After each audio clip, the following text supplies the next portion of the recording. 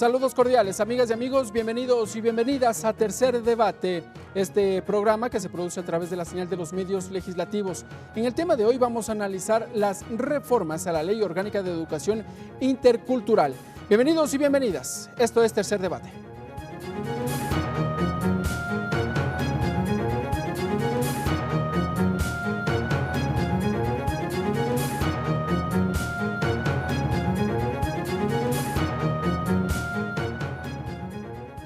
Para conversar sobre estas reformas que fueron analizadas al interior de la Asamblea Nacional, hemos invitado al asambleísta Manuel Medina. Revisemos su perfil. Manuel Medina, licenciado en Ciencias de la Educación y Cultura Andina, máster en Administración, Dirección de Empresas y de Entidades No Lucrativas de Economía Social, asambleísta por la provincia de Loja, presidente de la Comisión de Educación, Cultura, Ciencia y Tecnología, Innovación y Saberes Ancestrales. Y para complementar este diálogo, este debate, hemos invitado a la legisladora Ana Belén Cordero.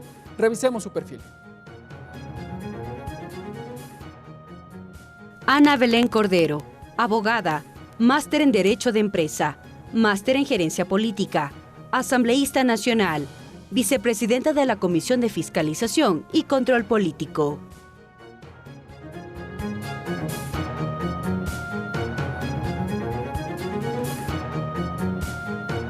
Siga Tercer Debate por Televisión Legislativa, Canal 42 en Pichincha, Canal 22 en Guayas, Canal 27 en Azuay y Canal 45 en Manabí. La radio de la Asamblea Nacional en todo el país. En Facebook por TV Legislativa y en la web en vivo.asambleanacional.gov.es. Bien, amigas y amigos, gracias por estar con nosotros en la señal que se transmite por los medios legislativos, la señal de la televisión legislativa, Canal 42 en la provincia de Pichincha, nuestras frecuencias en las provincias de La Azuay, Guayas y Manabí, y a quienes también nos escuchan, se enganchan ya a través de la señal de la radio de la Asamblea Nacional en todo el territorio ecuatoriano. Vamos a saludar ya con nuestros invitados. Voy a empezar con usted, asambleísta Ana Belén Cordero. Buenas tardes. Gracias por estar con nosotros en Tercer Debate. Bienvenida. Muchas gracias por la invitación y un saludo a todos los televidentes que están sintonizando este programa. Gracias, asambleísta. Legislador Manuel Medina, igualmente, buenas tardes. Bienvenido y gracias por estar con nosotros en la señal de los medios legislativos. Buenas tardes, gracias por la invitación. Un saludo, compartir con Ana Belén este noticiero de la tarde. Gracias por invitarme. Gracias, legisladores. Vamos a hablar sobre las reformas a la Ley Orgánica de Educación Intercultural. Y es que la última semana el jefe de Estado, el presidente de la República, Guillermo Lasso, decidió vetar en su totalidad esta iniciativa legal que se venía discutiendo al interior del Parlamento ecuatoriano. Voy a comenzar con usted, asambleísta Manuel Medina, presidente de la Comisión de Educación de la Asamblea Nacional. Hagamos un breve recorderis del trabajo que se ha venido desarrollando de esta iniciativa legal que fue aprobada en marzo de 2021 por la anterior legislatura, este proyecto de reformas. Fue aprobado con 126 votos. En este auditorio y consiguientemente en el mes de abril, publicado por parte del Ejecutivo, publicado en el registro oficial sin ninguna objeción. Claro, consiguientemente apareció dos demandas, el uno por un ciudadano ecuatoriano y por parte del Instituto Ecuatoriano de Seguridad Social. En este sentido, la Corte Constitucional acogió estas demandas. En un largo proceso dictaminó que esta ley era constitucional, pero con dos temas, con observaciones de dos temas, el tema de la jubilación y el salario del Magisterio Nacional. Ante esto, la Comisión de Educación recibió este dictamen al que disponía que en base a los informes actuariales que emita el Instituto Ecuatoriano de Seguridad Social y también el estudio de factibilidad económica por parte del Ministerio de Economía y Finanzas, poder legislar. Efectivamente, este trabajo promovimos en un espacio amplio, participativo, incluyente, nuestra total predisposición al diálogo con el Ejecutivo, a buscar puntos de encuentro y resolver este álgido problema o este planteamiento que anhelan el magisterio ecuatoriano. Se reunieron allí con los pero delegados del Ministerio lamentablemente de decir Finanzas. al pueblo ecuatoriano, pese a formalizar oficialmente la comparecencia del señor ministro de Economía y Finanzas, Simón Cueva, nunca tuvimos la presencia acá en el pleno de la comisión. Ok, legislador, hagamos una pausa allí. Asambleísta Ana Belén Cordero, un primer momento. En abril del año anterior, ya el señor presidente Guillermo Lasso, en uso de sus facultades, dispone que se publique en el registro oficial, pero consecuentemente se da esta demanda de inconstitucionalidad en la Corte Constitucional sobre dos aspectos. ¿Qué fue lo que sucedió allí? ¿Qué fue lo que realmente pasó en el Ecuador? Usted me dice que no. ¿Qué fue lo que sucedió? Sí, primero que nada, nunca observo comentarios, pero en este caso quien publicó en el registro oficial fue el expresidente Lenín Moreno. Tiene toda la razón. Y eso tiene una importancia muy grande. ¿Y por qué es una importancia muy grande?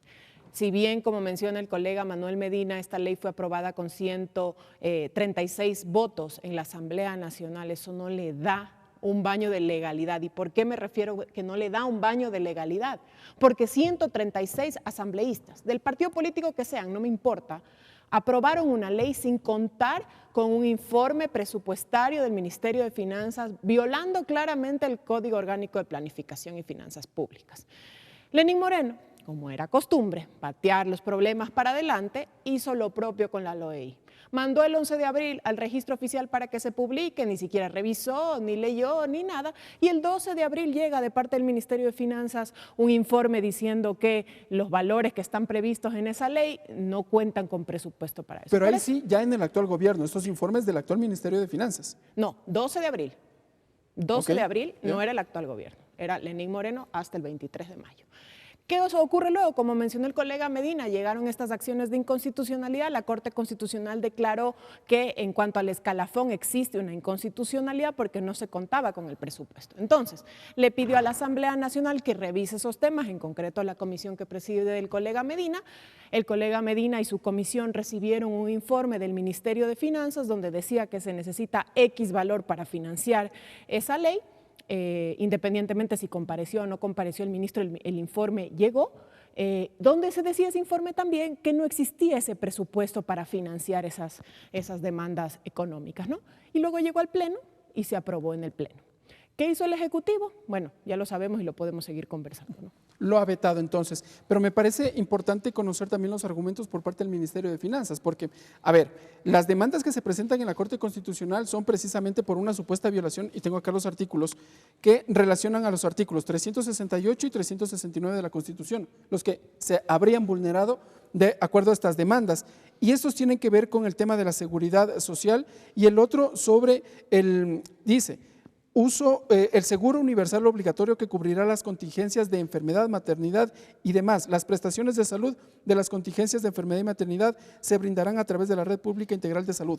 No habría o más bien, no se contarían con los recursos suficientes como para, primero, elevar el escalafón del magisterio y segundo, cumplir con esta jubilación especial que es la que demandaban los maestros? Mire, durante la pandemia aproximadamente 2.100 maestros subieron en ese escalafón y al subir en ese escalafón necesitaban obviamente que se suba sus sueldos y por ende su aporte a la seguridad social. En una reunión que mantuvo el presidente Lasso con la mayoría de los gremios de la educación, aproximadamente con los 15 gremios más representativos de los docentes y de los maestros en general, se comprometió ya a pagar de manera retroactiva desde enero de 2022 a 2.100 maestros el alza de sus salarios, los que han subido en el escalafón docente, y con los otros restantes 8.000 maestros, porque esto representa aproximadamente 10.000 maestros, con los otros restantes 8.000 maestros, trabajar justamente en un reglamento de escalafón del magisterio, que eso no necesariamente requiere una LOEI con un presupuesto astronómico, ¿no?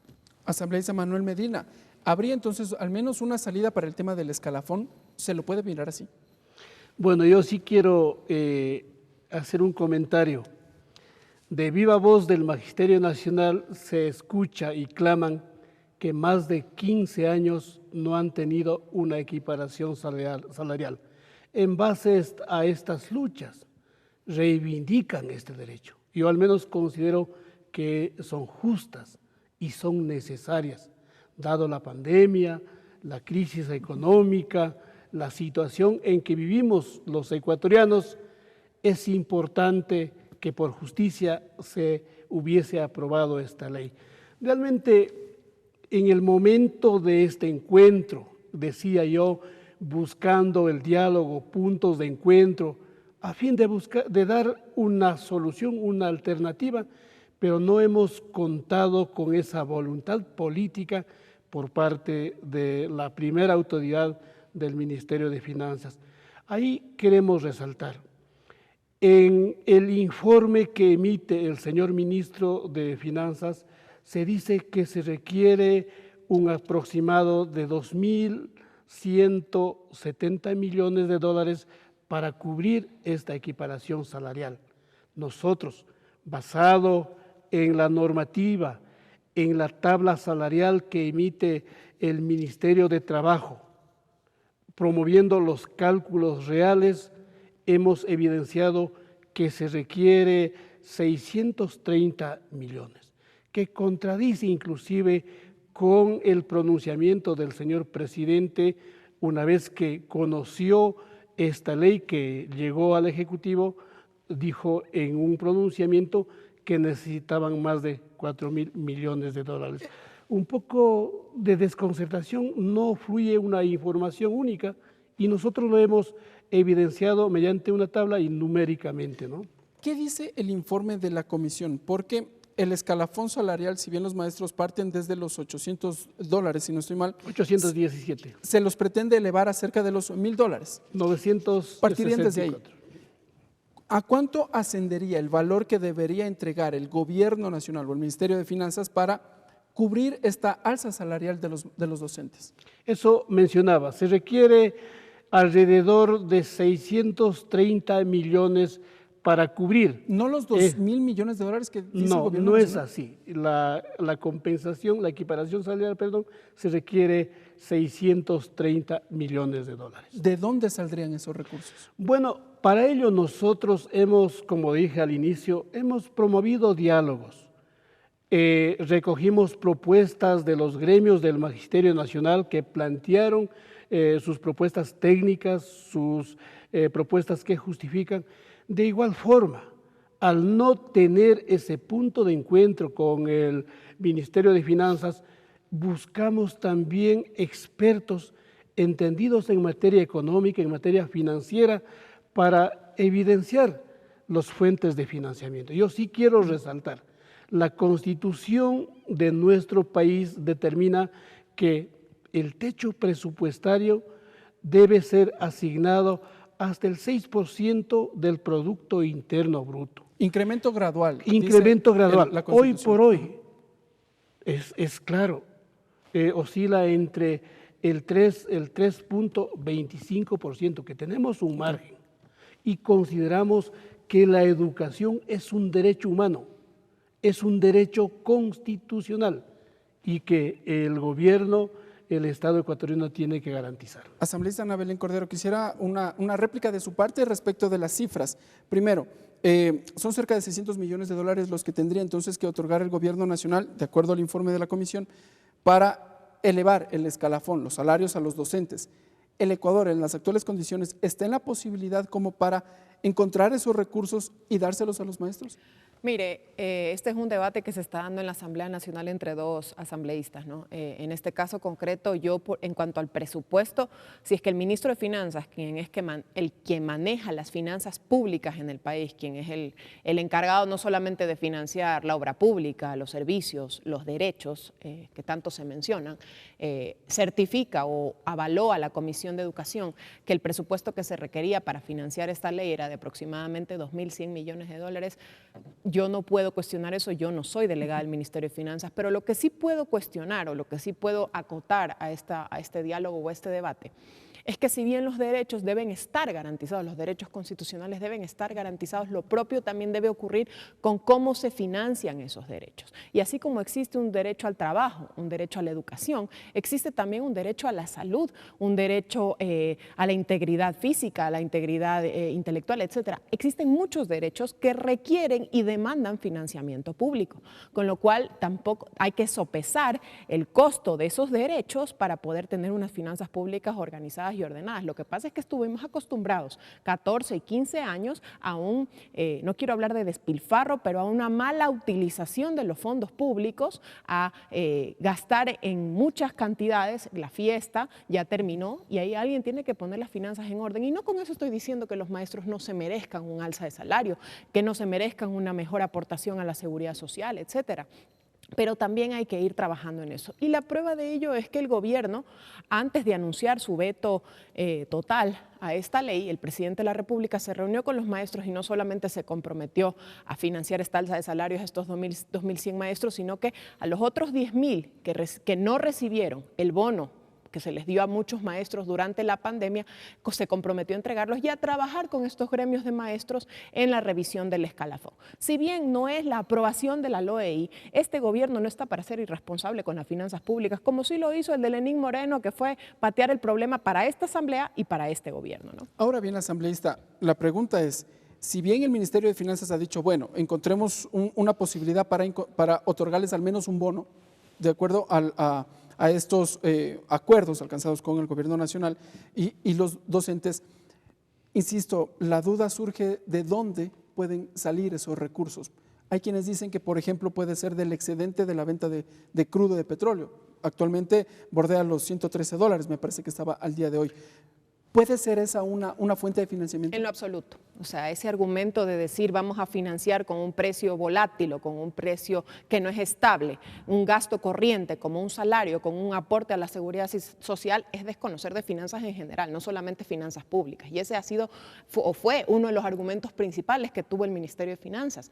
No se puede, y es una regla financiera contable básica, no se puede financiar gasto corriente con un ingreso volátil como es el del precio del petróleo. Y sabemos que en estos momentos… Que no es permanente, además. Exactamente, y que el precio del barril del petróleo en estos momentos ha subido, afortunadamente para los ecuatorianos, pero es porque existe una guerra en estos momentos, ¿sí? Cuando termine la guerra, que ojalá así lo sea, los precios se van a estabilizar. Y entonces, ¿cómo seguimos financiando esas prestaciones que son mensuales, ¿no? Asambleísta Manuel Medina, insisto, ahora bien, la comisión, ¿cuál fue la salida, la posibilidad que le entregó al gobierno nacional para que le diga, bueno, elevemos el escalafón? Porque me parece que el tema, además, el tema de la jubilación especial quedó de lado. La comisión dijo, este tema lo vamos a tratar en una próxima reforma a la Ley de Educación Intercultural.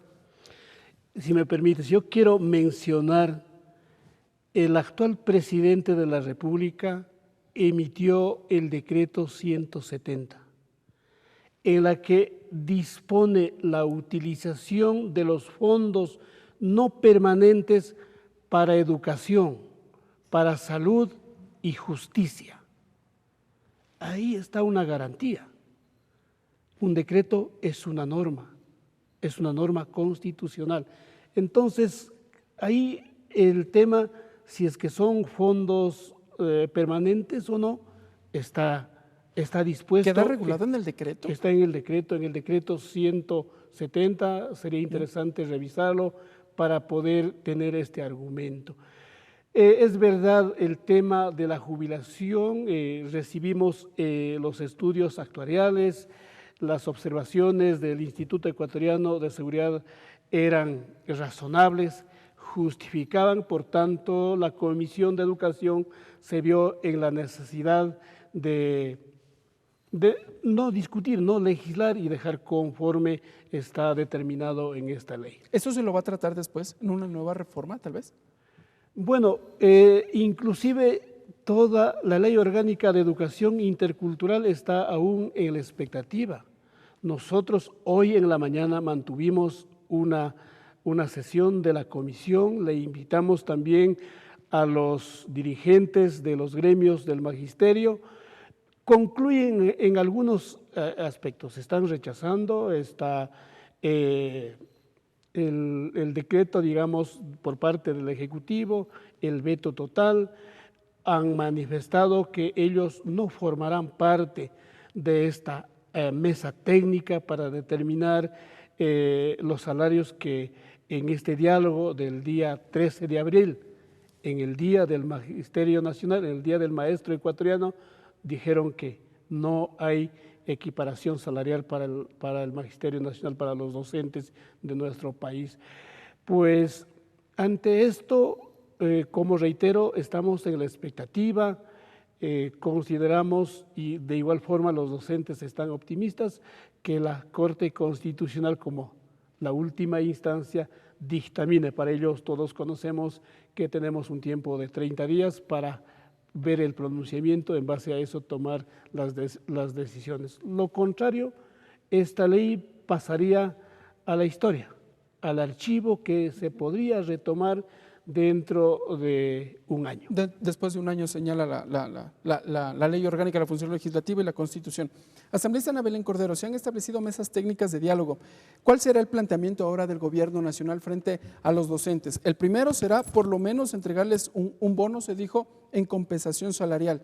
Pero ¿qué otras posibilidades abre el Gobierno Nacional para que precisamente puedan llegar a un acuerdo con los docentes, que han dicho no van a ser parte de estas mesas técnicas? Bueno, el Día del Maestro, justamente que se reunieron con el presidente Lasso, con la ministra de Educación, con el propio ministro de Finanzas, dijeron que formarán parte de estas mesas técnicas, que van a trabajar justamente con lo más importante, con los actores de la educación, que son los maestros de las escuelas fiscomisionales y de todos los tipos de escuelas y colegios en el país, en este reglamento, en este escalafón, que es importante que se construya con los actores. Mire, yo creo que lo principal o lo más importante es trabajar en conjunto con los actores que se construyen en la sociedad, ¿no? En cuanto a educación, educación superior, por ejemplo, que es en lo que yo he trabajado, siempre se ha construido con los actores de la educación, los estudiantes, los jóvenes, los profesores, los maestros, los docentes, los rectores de públicas, de privadas, de institutos, de universidades, y lo propio tiene que ocurrir con una ley de educación intercultural en cuanto a la educación media y básica, ¿no? El gobierno está totalmente abierto a estas mesas técnicas, a estas mesas de diálogos. Yo no creo que no haya otra salida distinta que el diálogo.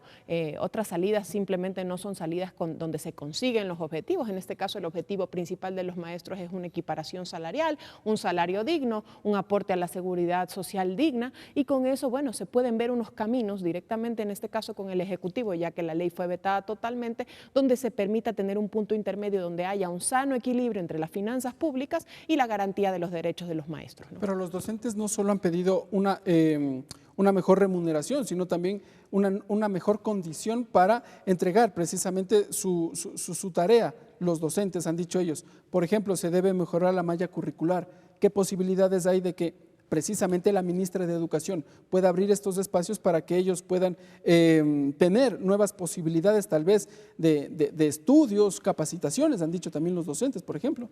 De hecho, dentro de los derechos que tienen los docentes garantizados por la Constitución y las distintas normas es la constante capacitación, y los derechos que tienen los alumnos, más que los docentes, a tener una reforma de malla, una malla curricular actualizada a la realidad nacional y mundial, es justamente eso, ¿no? La ministra de Educación está totalmente abierta. La ministra Brown ha dicho y estuvo sentada en la mesa junto al presidente Lasso y a estos 15 gremios a que se deben trabajar en estas mesas de diálogo, en estas mesas técnicas. Ese fue el compromiso en el Día del Maestro en Carondelet con estos 15 gremios, y creo que va caminando por buen camino, ¿no? De acuerdo. Asambleísta Manuel Medina, si bien el Ejecutivo ha objetado totalmente, uno creería que ya esta normativa ha quedado ahí, que la Asamblea Nacional no puede tramitar, así dice la norma, esta iniciativa legal a lo largo de un año. Pero ¿qué pasa? ¿Qué sucede con otras disposiciones? Este es el tema más álgido, el tema de los salarios, pero por ejemplo, sobre que la Autoridad Educativa Nacional tiene o tendrá la posibilidad de desarrollar mecanismos administrativos de prevención de violencia en el ámbito educativo. ¿Qué va a pasar con estas disposiciones en cuanto al Ministerio de Educación?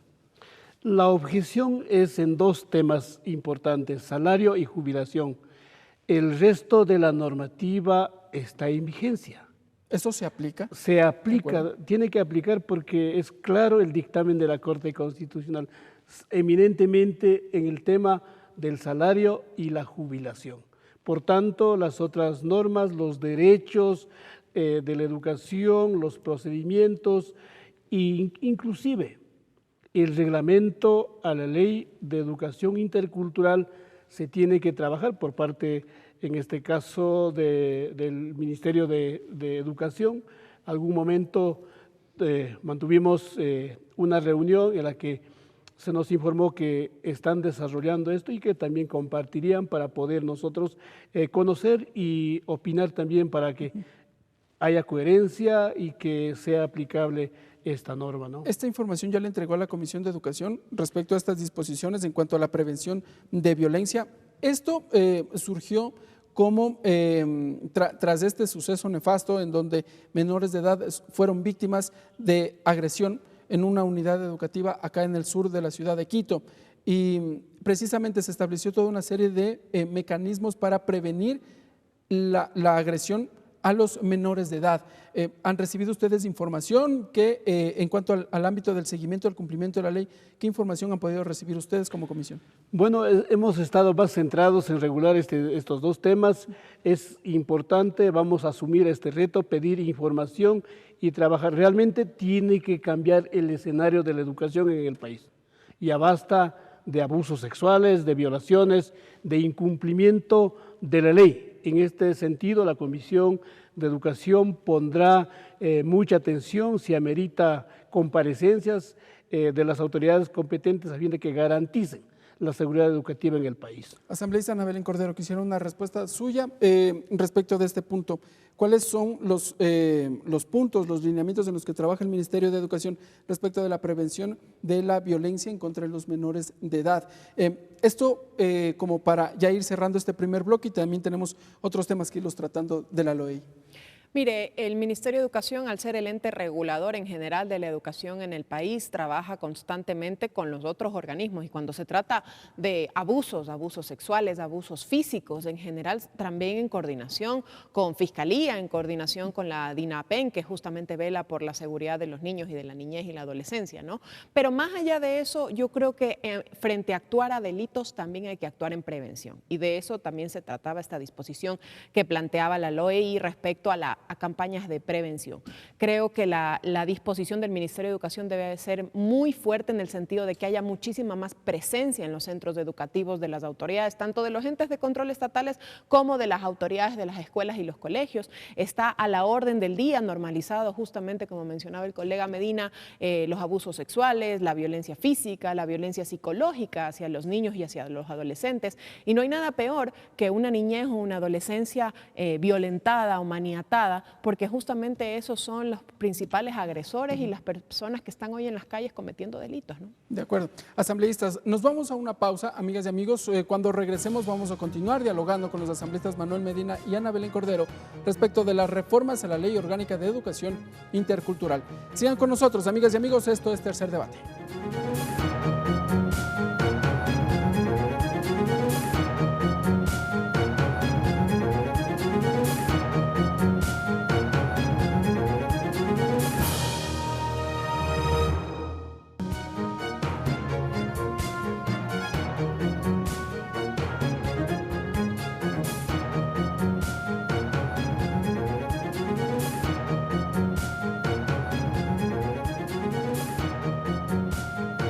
Siga Tercer Debate por Televisión Legislativa, Canal 42 en Pichincha, Canal 22 en Guayas, Canal 27 en Azuay y Canal 45 en Manabí.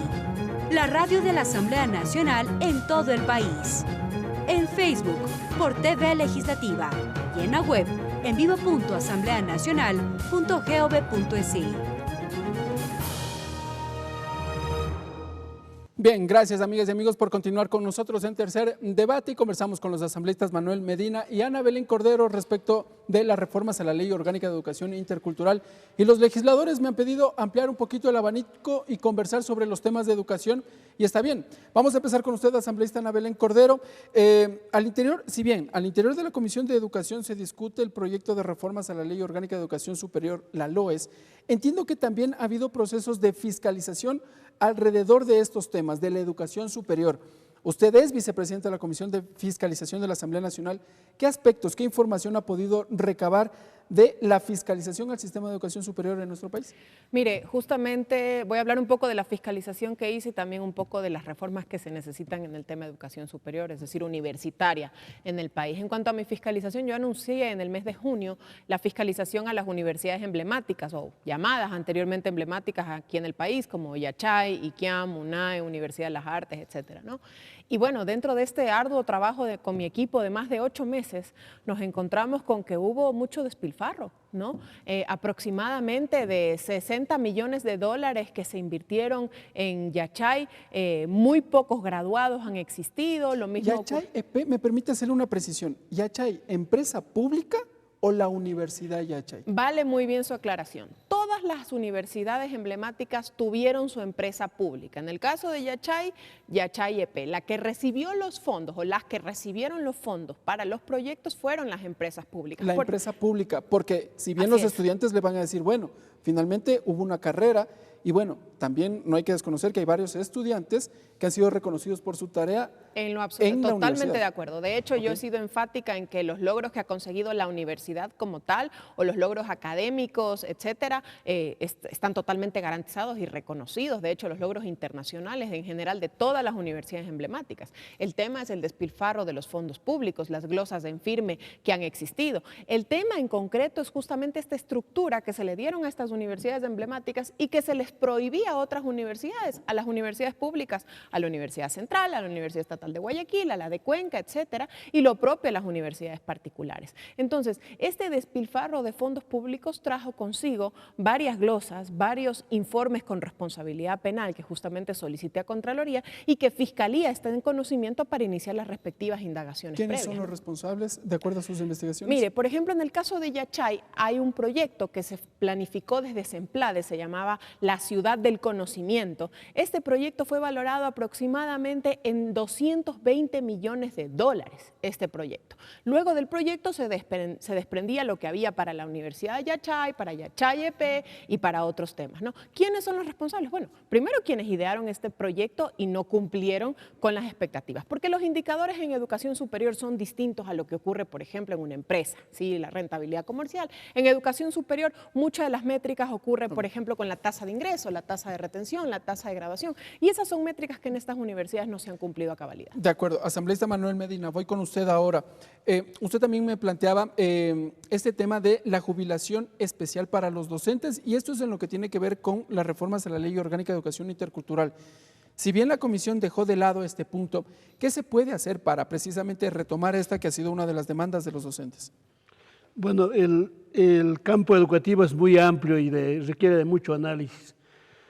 Complementariamente al trabajo de legislar y fiscalizar, también hemos evidenciado temas muy relevantes como es el clamor de los 16,000 maestros jubilados que han sido impagos de sus derechos constitucionales. El incentivo por jubilación, que ese es uno de los el incentivo jubilar. Se requiere sobre los 800 millones de dólares para cubrir este derecho de los maestros. Es inaudito. ¿Qué año? Porque ellos vienen reclamando esto, si no estoy mal, desde el 2008. Diferentes periodos, 2018, 19, otros con fechas muy anteriores que tienen dificultades, pero que en el fondo se requiere, y yo digo siempre, de la voluntad política del gobierno para cubrir este derecho. Los docentes cumplen su periodo, han enseñado a nosotros, a nuestros hijos, y ahora cuando tienen enfermedades, unos docentes, inclusive enfermedades catastróficas, en muchos de los casos los hijos no somos corresponsables con el cuidado, ellos están abandonados, no tienen siquiera para la medicina y claman. Nosotros en la comisión recibimos todos los días a nivel nacional, por favor, Manuel, la comisión debe intervenir. Ante esta situación, dentro de la comisión conformamos una mesa técnica, integrado por los 3 representantes del Ministerio de Educación, de Finanzas, del Ministerio de Trabajo y la representación de la comisión, para elaborar un cronograma para que se pague conforme los tiempos de jubilación hayan tenido los docentes, Pero, que no hayan privilegios, porque hasta eso, me parece, están cancelando en muchos casos, mirando el clientelismo, las amistades, al que sobre este caso también la semana anterior yo he pedido una información a los ministerios respectivos. pero, asambleísta, ¿hasta dónde llegan las facultades de la Asamblea Nacional para permitir que a estos docentes se les pague este derecho, dicen ellos, el incentivo por jubilación? Porque en el periodo anterior, recuerdo que en la Asamblea Nacional se tramitó una ley interpretativa a una de las disposiciones de la Ley Orgánica de Educación Intercultural que precisamente buscaba que se cancele este incentivo por jubilación a los docentes. Se les había pagado, me parece que por bloques, pero a partir del 2018-19 ya no se los había cancelado. ¿Hasta dónde llegan las facultades de la Asamblea Nacional para decirles a los docentes, está bien, se los va a pagar de manera calendarizada, por ejemplo? Bueno, nuestra responsabilidad es fiscalizar. En este sentido hemos pedido comparecencia para este caso, igual al señor ministro de Economía, que nunca ha querido venir, siempre envía su delegado. Ha estado con nosotros la ministra de Educación y también el señor ministro de Trabajo, exponiendo esta voluntad, porque si nos quedamos quietos, como que se olvidan de esta responsabilidad. Entonces, eso ha sido nuestro rol, el de conformar una comisión, estar atentos. Han estado con nosotros los maestros, existen organizaciones de los maestros jubilados clamando este derecho. Eso es la responsabilidad nuestra. Y lo que no quisiéramos llegar, en muchos casos nos tocaría hacer un juicio político a estas autoridades, ¿no? De acuerdo. Asambleísta Ana Belén Cordero, hablábamos de educación y hablábamos también de las reformas a la Ley Orgánica de Educación Superior. ¿En qué sentidos trabajará la Asamblea Nacional en estas nuevas reformas? Toda vez que, por ejemplo, se evidenció que en esta prueba Renacer, me parece, que se tomó por parte de la CENESID, igualmente hubo nuevos inconvenientes por parte del organismo que así lo certificó. Mire, efectivamente, el presidente Lasso planteó a la Asamblea Nacional una reforma a la Ley Orgánica de Educación Superior muy puntual, ¿no? Porque además de que se requiere una reforma integral al sistema de educación superior, esa reforma fue puntual justamente para garantizar el acceso, ¿no? Entonces, nuevamente, y qué bueno que esté aquí el presidente de la Comisión de Educación, nuevamente la Asamblea se queda un poco atrás, ¿no? ¿Y por qué se queda atrás? Lo mismo pasa pues con el tema de seguridad. ¿Por qué se queda atrás? Bueno, ese proyecto de ley, junto con otros 9 o 10 proyectos que tiene la comisión también y que está trabajando, ya hoy conozco que tiene ya un informe para primer debate que espero lo más pronto posible sea enviado al Pleno, y sé que se ha recogido muchas de las observaciones de los distintos actores que han planteado un proyecto de reforma, el asambleísta Vanegas, el asambleísta Quispe, el propio presidente de la República, y qué bueno que se consensúen todos estos criterios y se saque un buen texto que les permita dar a la Universidad Ecuatoriana mucho más acceso a los jóvenes. Porque, ¿qué pasa? 300.000 jóvenes al año se quedan sin estudiar todos los años y solo 3 de cada 10 ecuatorianos tienen un empleo. Entonces, esos jóvenes que no van a la universidad y que no trabajan, ¿a qué se dedican? Ese es el inconveniente. Y la Asamblea le dio la espalda al empleo, archivando la ley de inversiones, y todavía no tramita la Ley Orgánica de Educación Superior. Entonces yo creo que la Asamblea en este sentido o en este aspecto aún está en deuda con los jóvenes ecuatorianos. Asambleísta, en campaña el presidente de la República ofreció eliminar el CENESID. Ahora ya la Asamblea Nacional tramitó y aprobó un informe para primer debate del proyecto de reformas a la LOES. ¿Es posible eliminar la CENESID? Aún no tramita y aprueba el informe de primer debate. Al interior de la comisión. De la comisión sí, va a llegar al Pleno y esperemos que ocurra lo más pronto posible. El tema de la eliminación de CENESID es un poco complejo. ¿Y por qué digo complejo? Y yo lo digo porque trabajé en el plan de gobierno del presidente Lasso y junto con su equipo en su fundación, y sigo trabajando en temas de educación junto con el equipo.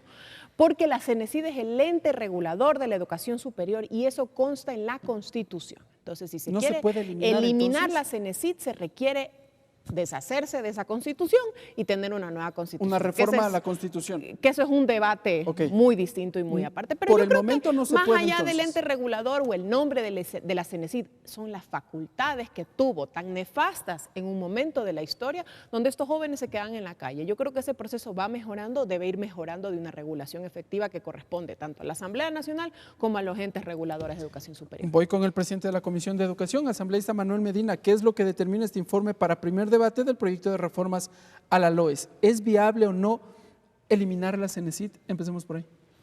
Bueno, un elemento quiero resaltar. En algún pronunciamiento el señor presidente mencionó que la Asamblea está trabajando de una forma irresponsable y demagógica, haciendo mención al proyecto de ley que presentó acá en la Asamblea Nacional en relación a la reforma de la Ley Orgánica de Educación Superior. 15 han sido los proyectos de ley. Hemos trabajado en la parte técnica, en la parte de la sistematización jurídica. Con ello nos hemos reunido con más de 50 rectores de las universidades públicas y privadas, con los rectores de los institutos tecnológicos superiores, con los gremios de los docentes, con los académicos, con la FEWE. Existe un insumo bastante importante. La comisión ha dicho igual trato a los 15 proyectos y está dentro de estos 15 proyectos el proyecto presentado por el Ejecutivo que contempla 4 elementos. El tema de la reestructuración del CES, hay un planteamiento sobre la admisión, inclusive en la parte correspondiente menciona que se debe cobrar a los estudiantes, conociendo que la educación es gratuita desde la fase inicial hasta el tercer nivel. Y el otro elemento que menciona es en relación a los institutos tecnológicos. No menciona la reforma o la eliminación de CENESID. En nuestro informe no se ha considerado la eliminación de CENESID. Yo concuerdo que debe existir una entidad que genere políticas públicas para la educación superior. En este sentido, no sé si va a ser una cuestión de cambiar el nombre. Ahí debemos considerar si es que CENESID no es operativo, se ha tornado en un espacio burocrático. Tenemos que volverlo a que sea eficiente, responsable, operativo, que responda realmente a los requerimientos de la educación superior. Al menos eso es la propuesta, el camino en la que hemos sustentado dentro de este informe. Encontramos al menos un punto de coincidencia, lo identifico yo al menos, en el que podría modificarse al menos las competencias de la CENESID. No sé si es que cambiarle el nombre podría ser una solución. Lo otro, eliminar estos mecanismos para la admisibilidad en las universidades. Ahora se toma un examen. Antes había los propedéuticos, por ejemplo, en el que uno debía al menos 6 meses estar en la universidad y luego igualmente era evaluado para ver si es que tenía la posibilidad de ingresar al primer semestre. Así es. ¿Qué se debe hacer entonces alrededor? Mire, justamente la propuesta es, y que siempre se ha planteado, es que en la universidad o en la educación pública, justamente como dice la Constitución, hasta el tercer nivel en educación superior, en cuanto a lo público, porque se tratan de recursos públicos, sean las universidades públicas bajo unos específicos parámetros que regulen el acceso a sus propias universidades, pero bajo unos parámetros establecidos en la ley y por el ente rector. Que deberían contener esos parámetros. ¿Por qué? Porque, por ejemplo, usted se acuerda las largas colas que existían afuera de la Universidad Central por años para conseguir un cupo en la universidad, y en otras provincias, que no me atrevo a dar el nombre, eran simplemente negocios de cupos, ¿no? Pero entonces, eso no era libre acceso tampoco. Eso no es libre acceso. Entonces, ¿cuál es un punto intermedio donde exista un libre acceso, pero que no sea un negociado de la educación pública? Porque nunca debe serlo, ni de la privada tampoco, no es un negocio. Entonces, ¿a qué se refiere esto? Justamente parámetros específicos, algún examen interno de la propia universidad. Yo siempre he sido fiel creyente que no deben estar concentradas esas facultades en el Estado, porque el Estado no sabe diferir esas cosas. La propia universidad que conoce el territorio, por ejemplo, hablemos de la Universidad Estatal de Cuenca, ella conoce su propio territorio, a quien atiende a sus propios estudiantes y puede establecer los parámetros para el ingreso a la universidad pública. Y en las universidades particulares, donde sí se cobra, porque se cobra por este acceso en general, que establezcan sus parámetros ellas mismas para poder acceder. Pero otro tema importantísimo es justamente que no era tanto en la época pasada que CENESID tenía una hiperregulación con las universidades, porque CENESID es el ente rector, como dice el colega Medina, de la política pública de educación superior. Era el Consejo de educación superior quien con una hiperregulación, hasta entrando a ver cuánto le costaba la botella de agua que se brindaba al maestro dentro de la clase, la universidad se metía a regular costos, tarifas, derechos, obligaciones, etcétera, en las propias universidades, tanto públicas como privadas. Entonces, yo creo que debe haber una regulación efectiva, pero no una hiperregulación y persecución. De acuerdo. Asambleísta Manuel Medina, ¿cuál es su visión entonces? ¿Cómo debería funcionar este organismo rector de la educación superior? Bueno, está regulado y existen normas establecidas, normas secundarias que permiten el funcionamiento, en este caso del CENESID, del CASES y también del CES. Son organismos que tienen que interactuar. Hoy participo en un evento que organiza la Universidad Técnica de Ambato y estuve junto con el señor secretario de CENESID, Alejandro Rivadeneira, y también con el rector de la universidad, que decían: es fundamental que exista una articulación interinstitucional, que exista voluntad política en base a un proyecto regular lo que concierne a la educación superior. Para ello es fundamental que el Ejecutivo asigne recursos. Sin los recursos no podemos promover una educación de calidad. Sin los recursos no se puede implementar infraestructura. ¿Cuándo vamos a fomentar la investigación científica, la investigación aplicada? Por tanto, el Ejecutivo debe asignar recursos. Hoy por hoy existe un recorte presupuestario y ese recorte presupuestario oscila entre los 213 millones de dólares. Ahí vienen inclusive las creaciones de nuevas universidades. La Amazonía ecuatoriana está clamando la creación de las 4 universidades mediante la ley amazónica que entró en vigencia en el 2018.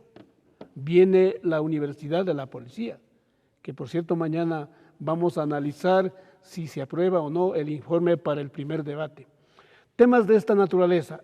En la comisión, como digo, se ha generado un amplio debate vinculado, articulado con los actores. ¿Qué temas? El tema de la autonomía de las universidades, el tema de la admisión, el libre ingreso.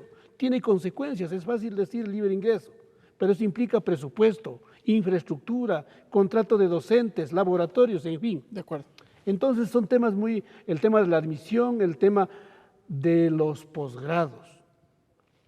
Existen demandas de los profesionales, quieren actualizar conocimientos, quieren tener maestrías, pero la limitante es el costo. Los altos costos que tienen. Altos costos de estas maestrías, si haces un estudio comparativo en relación a las universidades internacionales. De acuerdo. Legisladores, el tiempo se nos vino encima. Voy a pedirles a ustedes conclusiones del sistema educativo en el país. Hemos hecho una revisión muy breve, empezando por las reformas a la Ley Orgánica de Educación Intercultural, terminamos en la educación superior y, por cierto, el trabajo al interior de la Asamblea Nacional.